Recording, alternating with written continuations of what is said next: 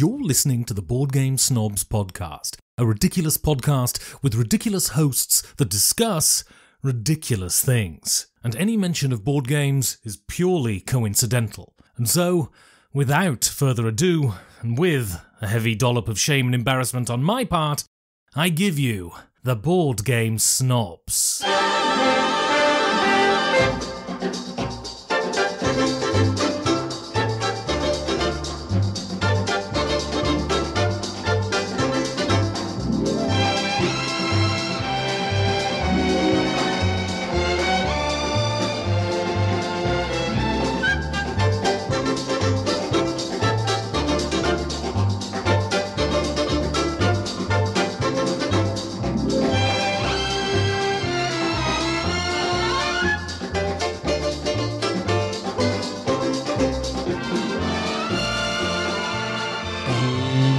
Welcome to the Board Game Snobs podcast. This is Jerry, the titular host, and now the perpetual disc jockey. I've got the sound. I'm running the sound now. I'm the sound man. I'm the rubber band man. Why are you doing the sound? Because again? Gabi, when we're done with the show, he unplugs all the cords and he throws them all in a box, and he doesn't actually do any cord management, which cord management is very important.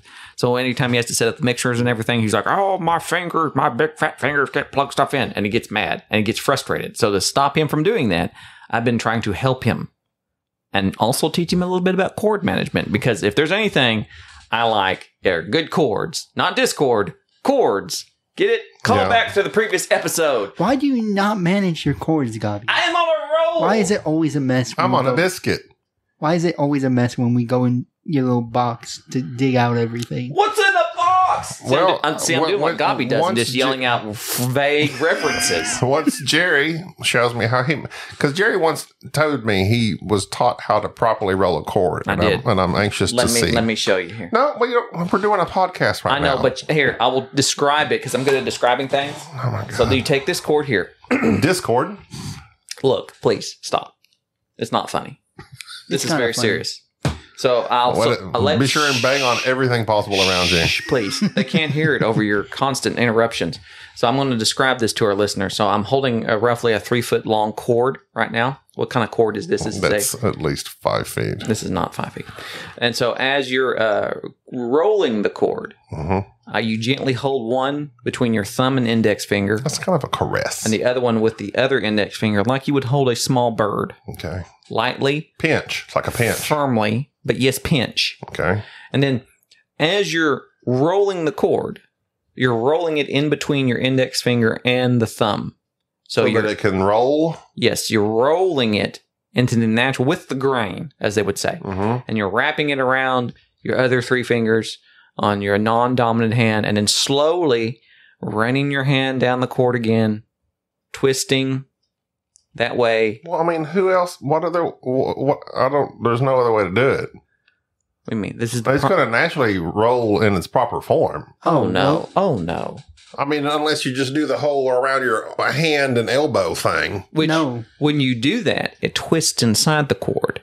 And the little fibers inside. Well, I let it take its own proper form. No, you don't. None of your... Not well, no, those I just toss in a box. Exactly. You toss all these cords in the box. You have never rolled a cord. I roll cords all the time. Where?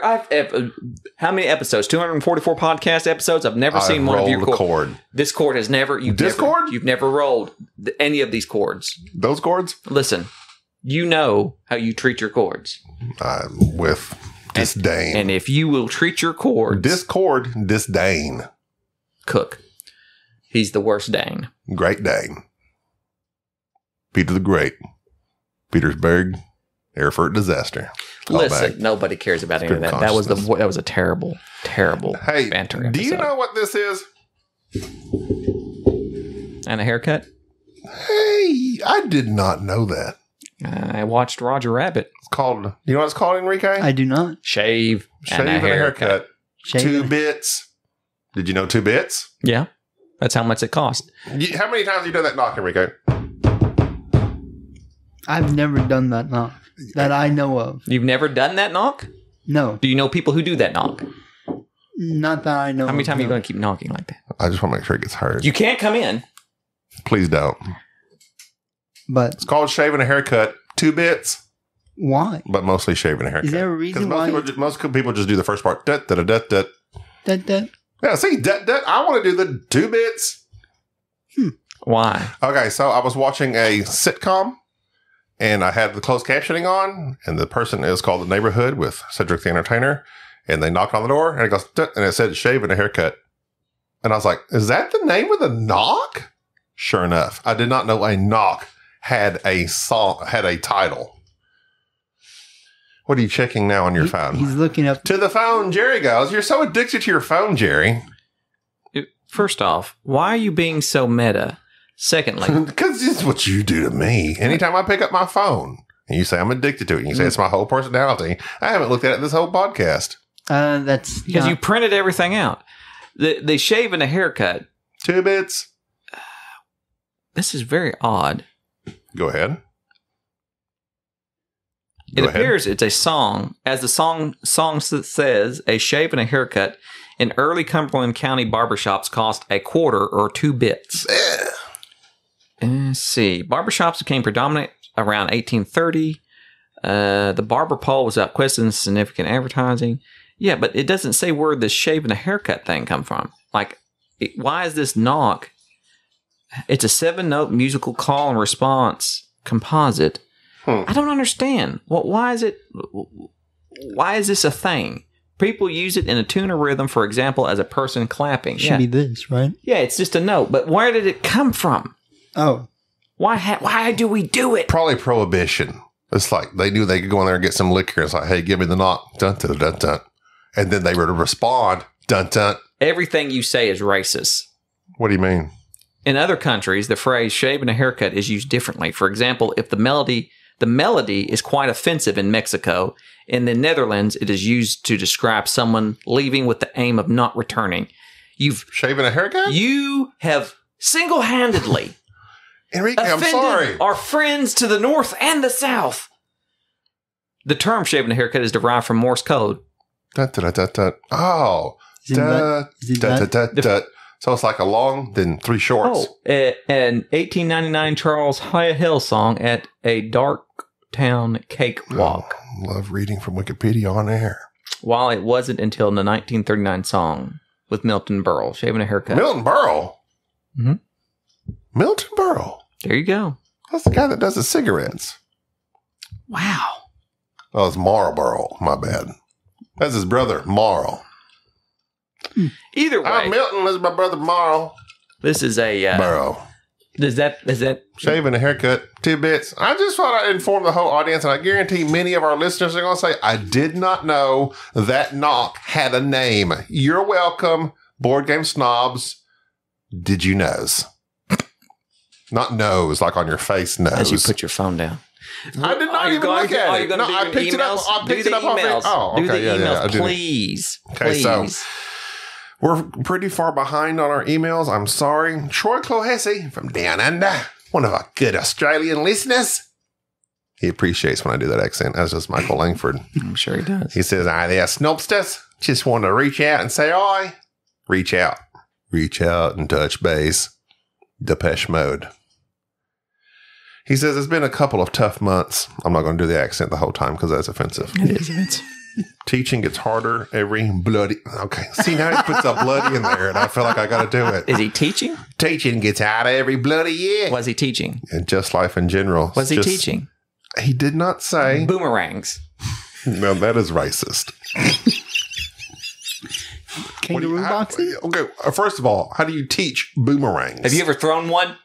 Are you talking about teaching students to throw? Because you said, what is he teaching? Boomerangs.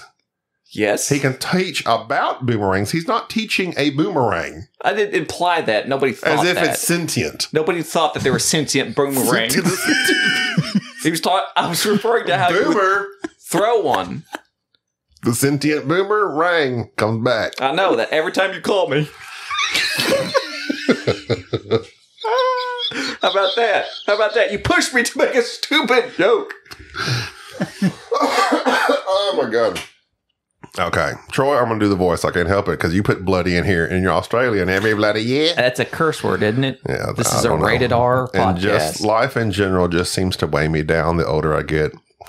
Troy, This is getting sad.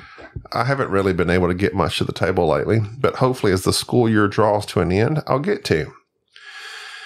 And if I'm honest, I haven't really been up to much listening in the last couple of months, so I admit I feel a little like a newbie staring in the shop window. Then he talks about how he's listening to our most recent episode, but most recent as of November. So let me go ahead and read it because he has a question. He says, I listened to your most recent episode last night and have resolved to work my way back through all what I've missed. I've been thinking about questions or topics for your show, and an obvious one is, how do you get time/motivation/partners to get games to the table? And what do you recommend for someone who has been out of touch for a while? I feel this because I have felt this when Jerry was really super busy. We've been able to kind of get back on a schedule now. And it's tough. How do you get time, motivation, or partner? So that's really three different things, even though he put them in the same thing. How do you get time? You have to schedule it.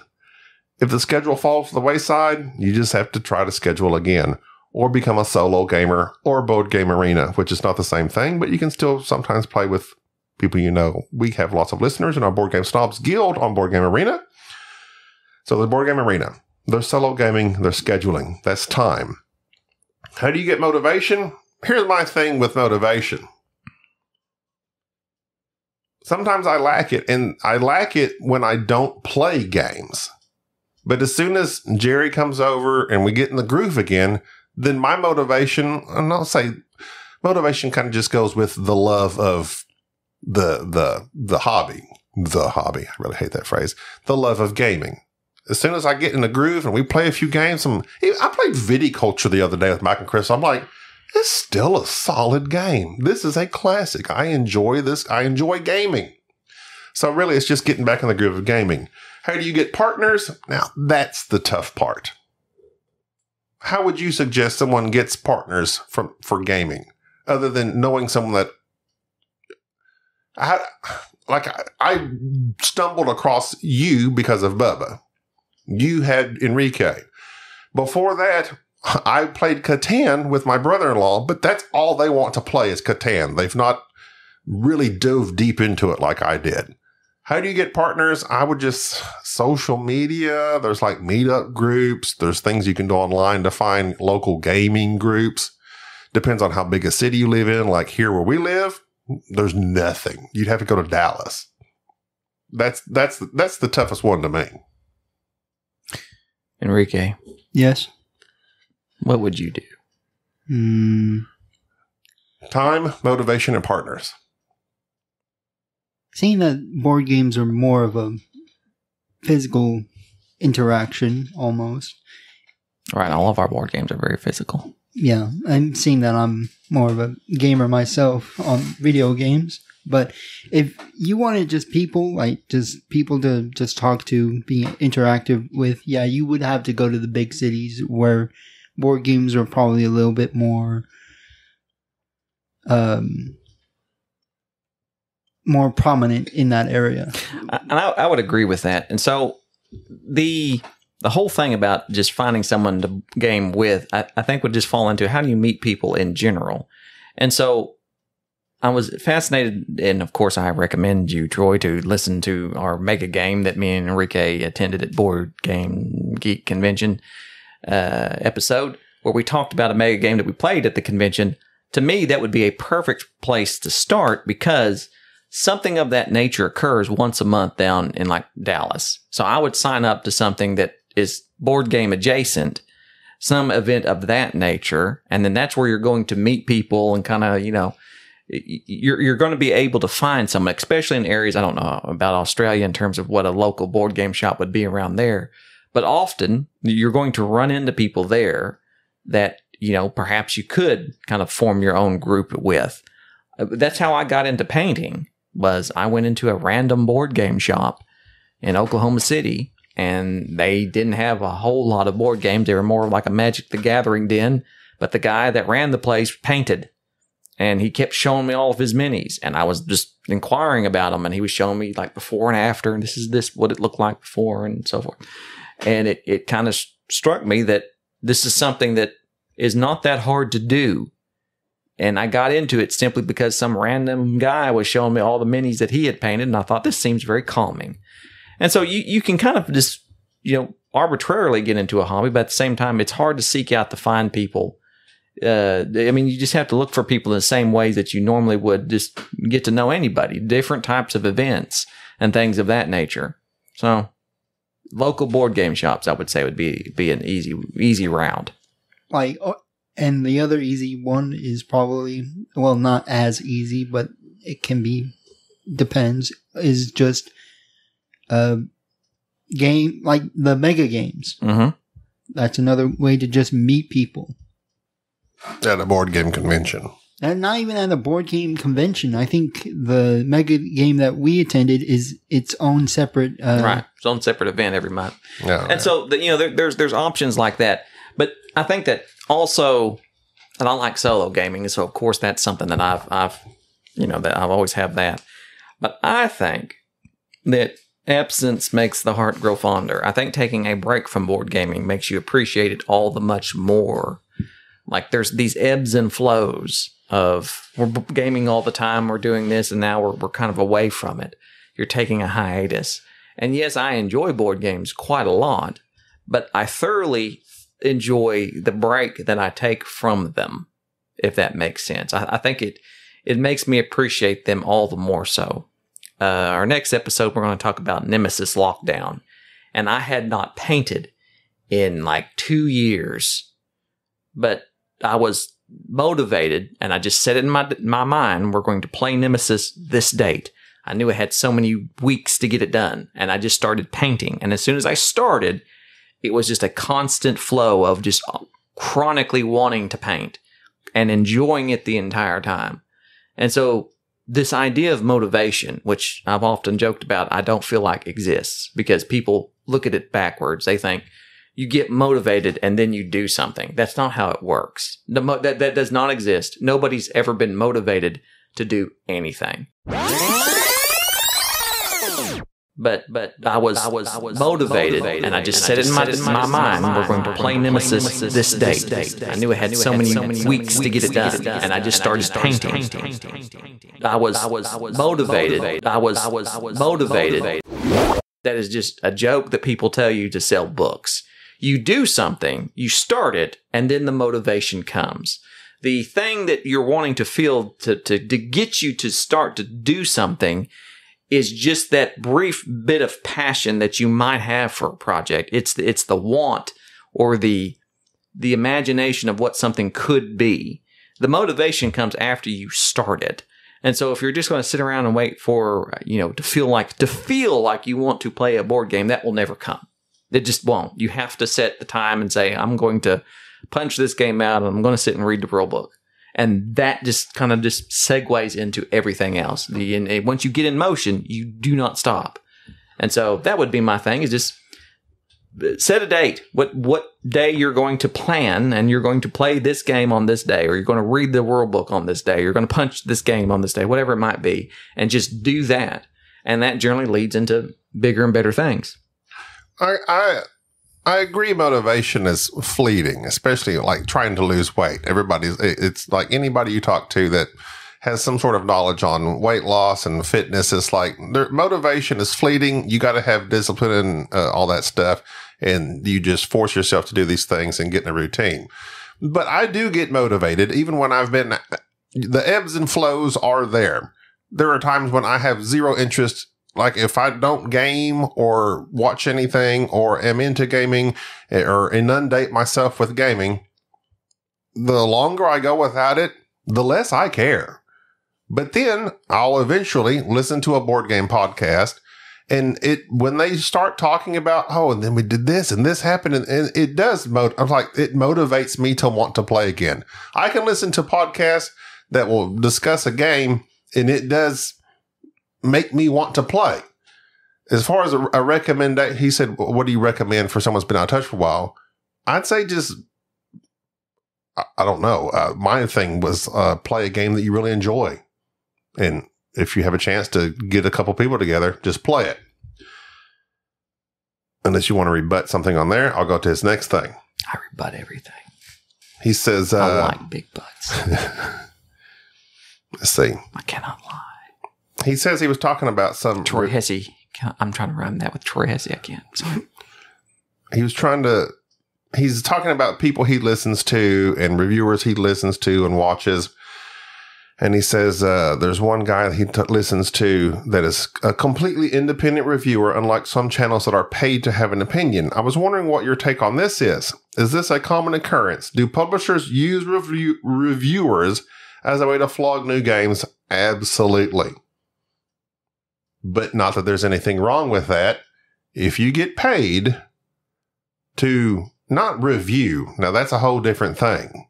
There are people that do paid previews, and that's just like where they show the game. Like, this is how the game plays. I personally don't have an issue with that. You get yours, bruh. That's what I say. If they paid me to set up a game and say, this is to basically do what Rodney does of watch it played. This is how you play this game. Perhaps if it's coming to Kickstarter, if what I have just showed you here is of interest to you, and they paid me to do that, I see nothing wrong with that. Now, if I put in my opinion and said, this is a great game, the problem is I think people insinuate that or infer that, imply, whatever the proper term is there, for people when they do that. Like, if I'm going to show you this game, then I must not have a problem with this game. I must kind of like this game. But that's a customer issue. You know what I'm saying? So you think just because somebody does a preview that automatically implies that they like the game? No, Like exactly. the customers feel like that. Some may think, okay, since he's doing this, he must like this game. 100%, they may not. They're just doing it for the money to get paid. You get it, is what I say. Go get yours. But you may have to deal with the fact that people do think you're just a shill. That's just going to happen in the board gaming community because it happens. This conversation is constant, pretty much. Well, I have thoughts regarding this. Well, he asked the question, so there you go. Convey your thoughts. Now, repeat the question there at the beginning part. Okay. Like, is it people being paid to do reviews? Well, he does. See, I don't know if he meant to say this. Okay, so he says he listens to this guy, 3-minute board games. Mm-hmm. I don't know if you're familiar with it. It's from New Zealand, so you might not understand the accent. I know him. Anyways, in his latest video, as of November 22nd, he does a top 100 countdown, but stresses at the start that all the opinions are his own. If you're doing a top 100 countdown of your own games, why would they be anybody else's? That's weird to me. But he is completely an independent reviewer, unlike some channels that are paid to have an opinion. Now, I don't know if this reviewer said that or if Troy's adding that on. Oh, I get his point. So he's not sponsored by anybody. Correct. So that is not like this podcast brought to you by AEG. Yeah, Mike. Yeah. So you run the risk of, publishers sending you games and they're saying, okay, so that's why people are motivated now to give these reviews. And I would argue that the most unbiased views that you are going to get are coming from reviewers who are providing a service by buying the games themselves, rejecting the copies that they're giving, being given, and they're giving their completely unadulterated opinion. They're not motivated in the least that they're going to say something that's going to upset somebody, and thus they have no motivation to kind of give a lukewarm opinion on a game that they really don't like, so that the company will keep sending them copies ahead of time. So yes, I feel like that is a very valuable opinion, and there's a lot of reviewers that are like that. And I mean, not a lot, but there's the ones that I tend to listen to and respect do just that. And so I think that is I think there's a line that you cross when you begin doing paid previews. Previews. Right. Okay. Because the paid previews are confusing. Mm-hmm. And there have been in the past many reviewers, because I've done it, bought games from people thinking that this was a legitimate review when really it was just a paid preview. They're receiving money. They put a P on there. To do this display and they talk about this game that they really like without saying that they don't really like it. Well, I don't know if they don't really like it or not. But well, like, someone can say that they like this game, but there might be some disagreements on what they're paid to say. Right. Right? And so you really do have to watch that whole thing because, one, it does confuse the listeners. As much as I'd like to say, oh, people should pay attention and know better. Do I think there's anything wrong with doing paid previews? Absolutely not. I greatly appreciate someone like Rodney Smith, who does not do any reviews whatsoever. The only review that I ever heard that man give was in person. I was whiskey sour deep, and I ambushed him in the hallways of a board game convention and pressed Rodney to tell me what his favorite game was, and he would not do it until I hugged him. And that was the price I paid. He did not ask for a hug. I gave him a hug, unfortunately, and it was unsolicited. And then he gotta get you canceled. It almost did, but he told me what his favorite game was, and it stuck with me because I thought I would have never have guessed. He was like, "Give him Merchant of Chlores." He kept screaming, "Uno!" And I go, "What? No!" But anyways, it was odd. But he skims that line where he's not going to do a review because he's getting paid to teach the game. And it's very clear. He's going to teach games he doesn't like. He's getting paid to teach this game. And so I do appreciate reviewers that are very clear that they are giving you an opinion. They are not attached or sponsored by anybody. And they are just giving you their opinion. And those people are quite valuable, in my opinion. And those tend to be the ones that when I get back into the passion of board gaming and I want to see what the new hotness is, those are the ones I tend to look to. And not anybody who has a fancy camera or is sponsored by somebody or who's really trying to be in this business, because it is a business. Oh, yeah. And I've said it time and time again.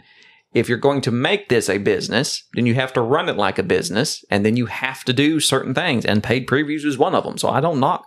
And I will make this clear, Troy, or who's that? Was that Troy that wrote the email? Troy. If somebody calls us up tomorrow and says, Jerry and Gabby, we want to pay you to do a preview. Yes. What do you want? We will sell out immediately. Why? I like money. Yes. Yes. Yeah. We will do it. And we'll say, now would I lie to the audience and say I liked a game that's bad? No, but we'll preview it.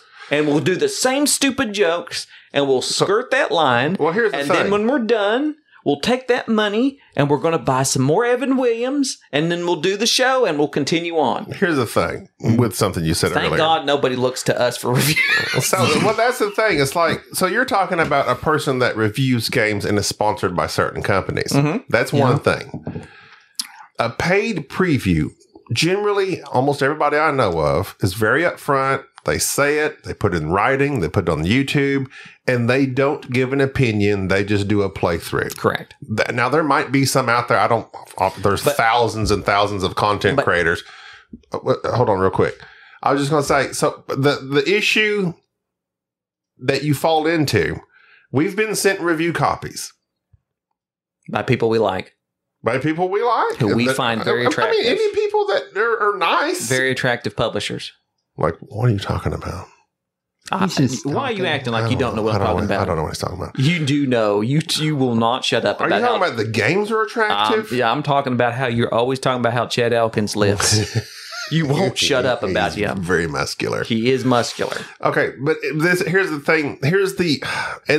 He's got some 25th century pecs, is what you said. And it made me uncomfortable. The things you said about Chad. You're trying to get me canceled for things I did not say. Okay, go ahead.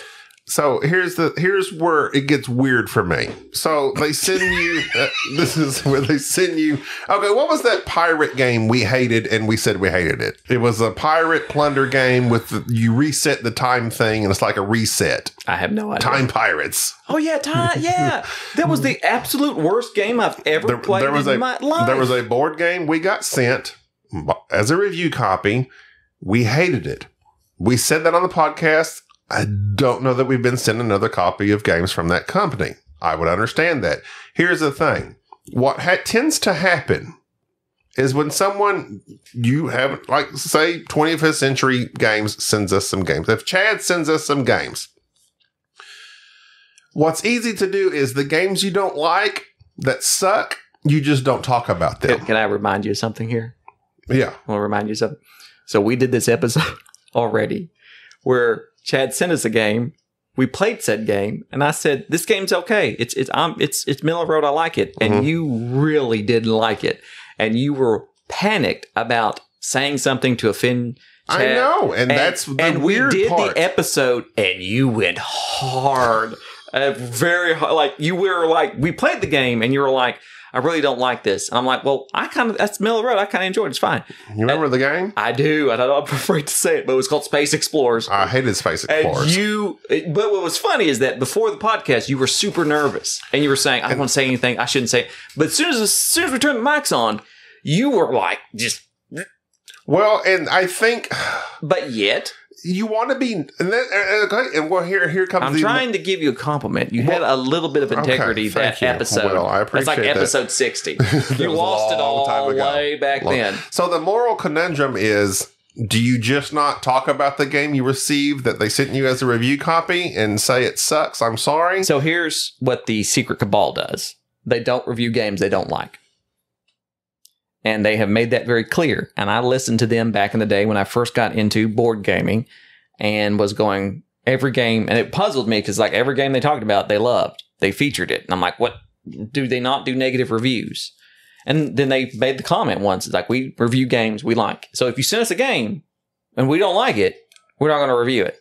And I thought, that's a great idea. Like, you do not have to, if it's not a 6 or above or whatever you want to say it is, whatever the modular score you want to give it, that it's something you don't want to review, then just don't do it. And I'm sure that the companies appreciate it because you don't rag on it right. if it's not your forte. And also, your audience knows that even if they want to listen to your podcast, they can, but they can read the title and go, oh, they're reviewing this. They must think it's decent. So you kind of already know what you're getting into. I think that's a good idea too. So, but I'm digressing. I'm going to digress just a little bit because Enrique's about to start talking. And I'm really afraid what he's about to say because it's been building up. And okay, go ahead. I feel like the games do need to be ragged, and like the company itself needs to be ragged on just a little bit. Mm-hmm. Because if someone reviews a game and they just don't like the game, and there's a bunch of people who agree with this opinion, the company is going to try to at least, I guess, make more of the same. Not make more of the same game that they didn't like. It's like quality control almost. Yeah, quality control. Like if the majority of people just don't like the game, they're going to try to do something better with it. And so here's the point that I think Enrique's getting along the same edge of where I want to go with this. And I will hard merge this into the game San Francisco that you made me play. Which, again, it was another one of those games. It's Reiner Knizia. So it's one box check for me. The artwork looks very nice. The components looked really good. Everything about this game had me fired up. I have my own board. I'm going to be building and managing constructions and contracts and getting cards and laying these cards. And I'm like, I was foaming at the mouth when we're setting this game up. But you had told me before we even played this game, you hated this game. This game sucks. Which I probably shouldn't do. I should let you make your own judgment. Well, no. When you said that, I thought, well, wait a minute. Why does it suck? And you told me very specifically. And of course, I thought, well, let's see. And as soon as we started playing, I realized, oh, you're right. This was very obviously a very simple game. It has a very nice premise, but the main mechanism in it does I'm shocked that Reiner would make a game like this because one of the core principles of game design that I've heard more and more designers talk about players missing your turn. You do not ever let a player miss a turn.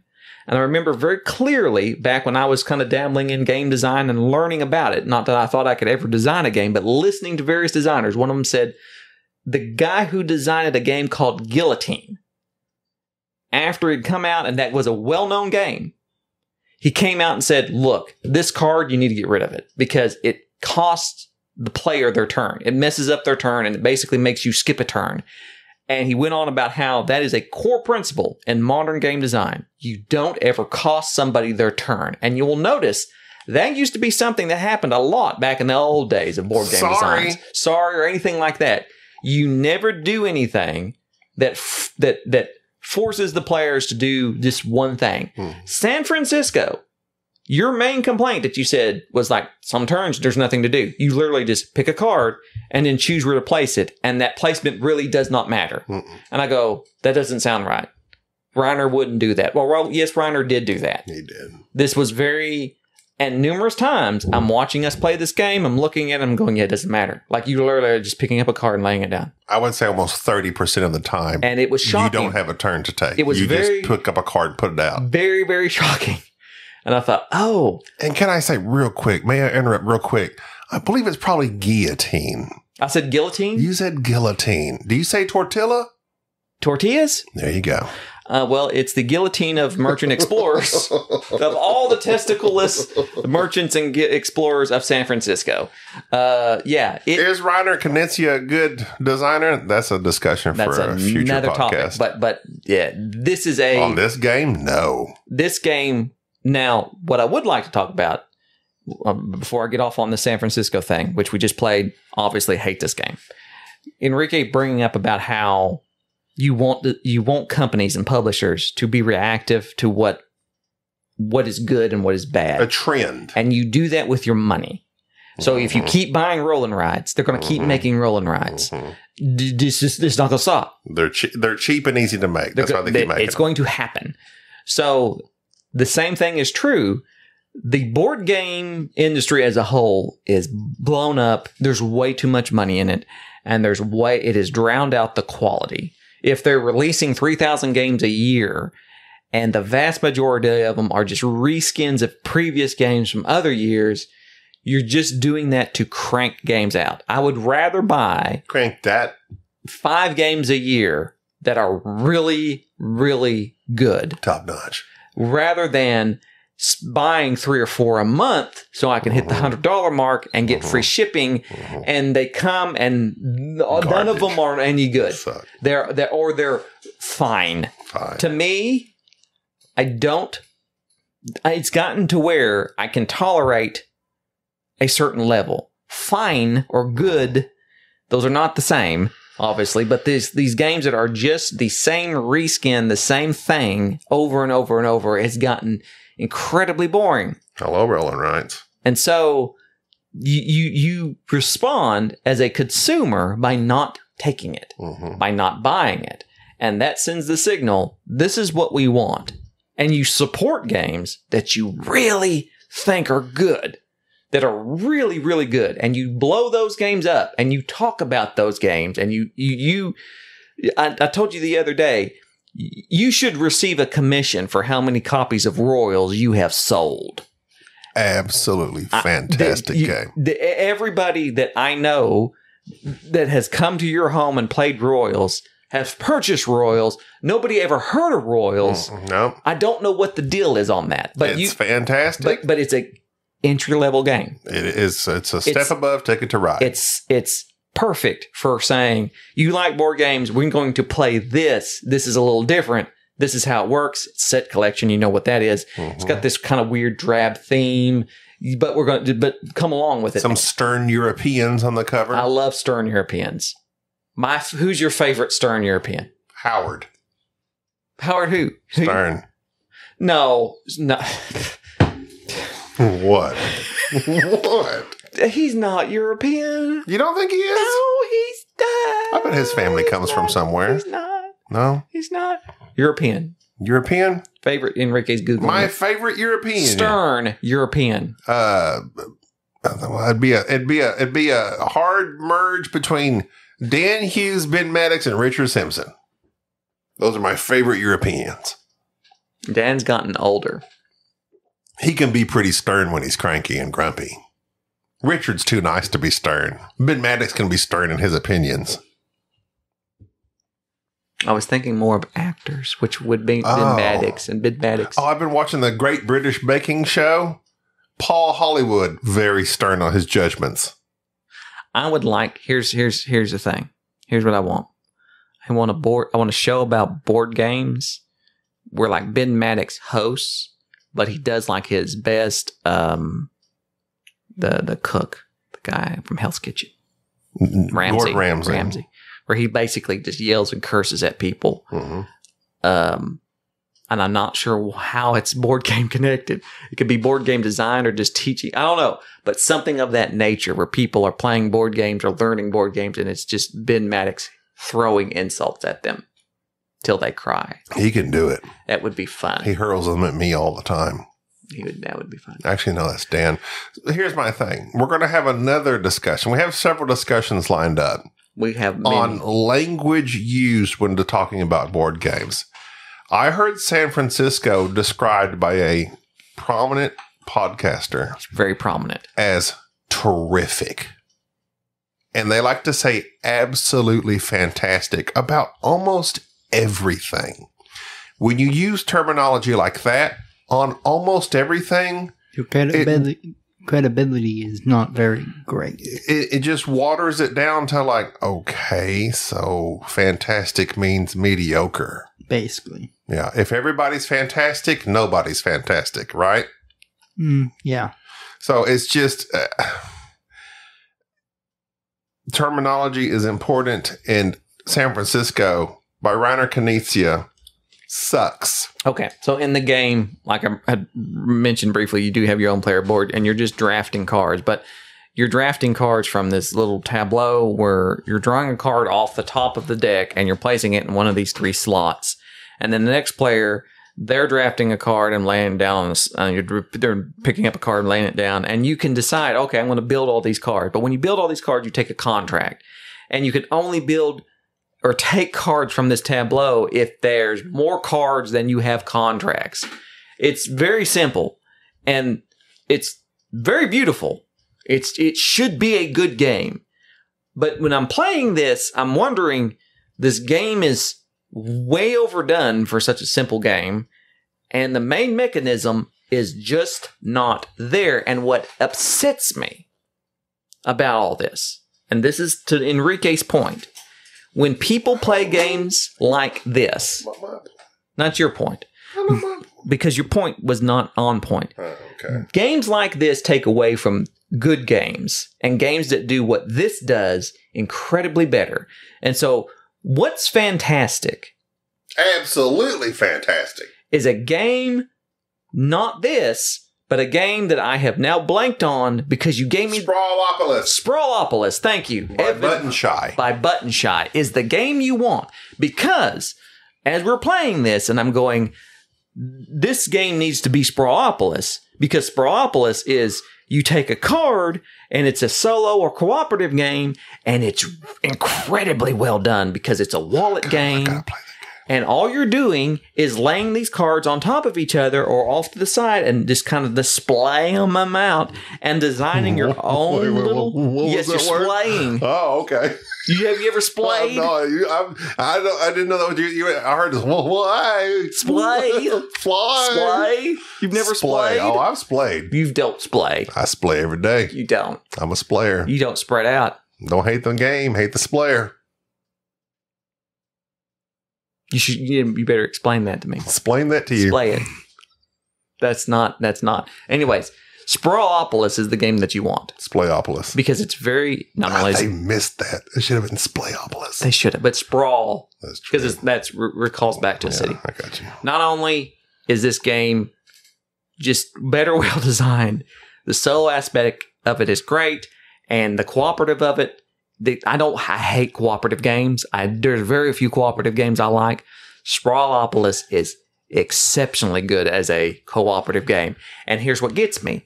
This game, because of the designer and everything about it, will be held as fantastic. The Doctor. And nobody will pay attention to the game that really does deserve the attention. Sprawlopolis. That, to me, is a similar theme, much better in the way it's presented, and just that's what upsets me the most. And Button Tray, you can buy you can probably buy Sprawlopolis for like $10-15. Yeah, you can. And so that gets me. And that's what I don't like when so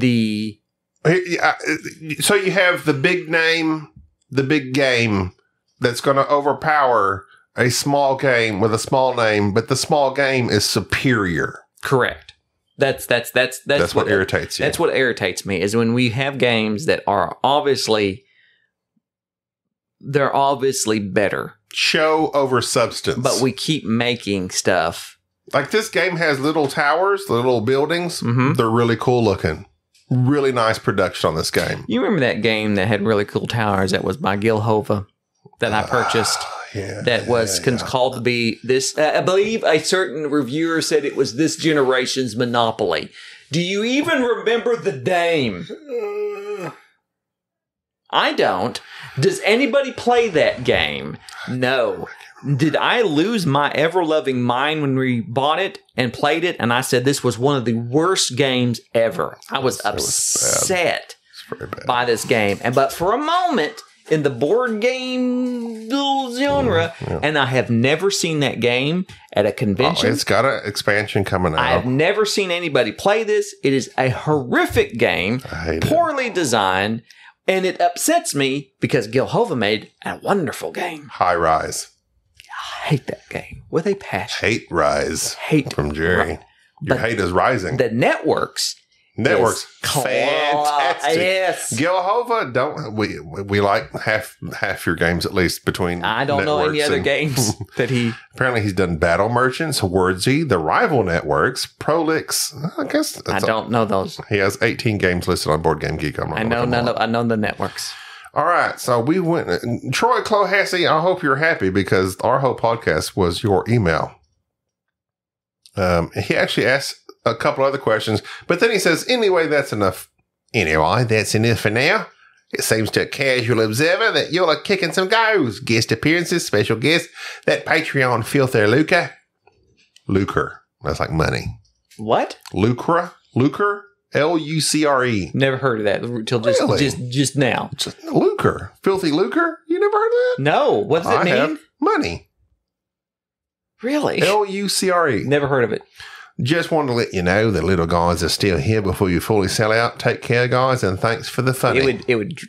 I would lose my mind if we had him on the show, and he sounded exactly just like that. So that would kill me. Absolutely kill me. Hey there, guys. It's me, Troy Clohassie. Thanks for having me on.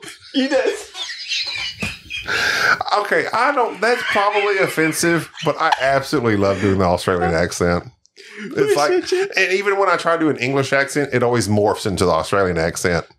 Unless I do a proper British accent. Hello, my name is Gobby. How are you doing today? But anyway, I prefer the Australian accent. I love those guys, the way they talk. That may be more New Zealand right there. Some Sam Neill there? That wasn't Sam Neill. That was the guy off the... Watch out for the T-Rex. That's definitely New Zealand.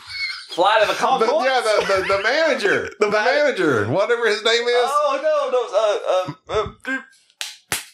Love that guy. Oh, my God. I can't think of his name. Welcome to Jumanji. Welcome to Jumanji. Okay. Well, we've got to get to Nemesis Lockdown on our next episode. And we have many conversations about the importance of words. Terminology. Is Reiner Knizia a good designer? That's going to be one of our episodes. Look forward to that. Until then, this is Jerry. I'm Gabby. Thank you for tolerating this episode of the Board Game Snobs. Stay classy.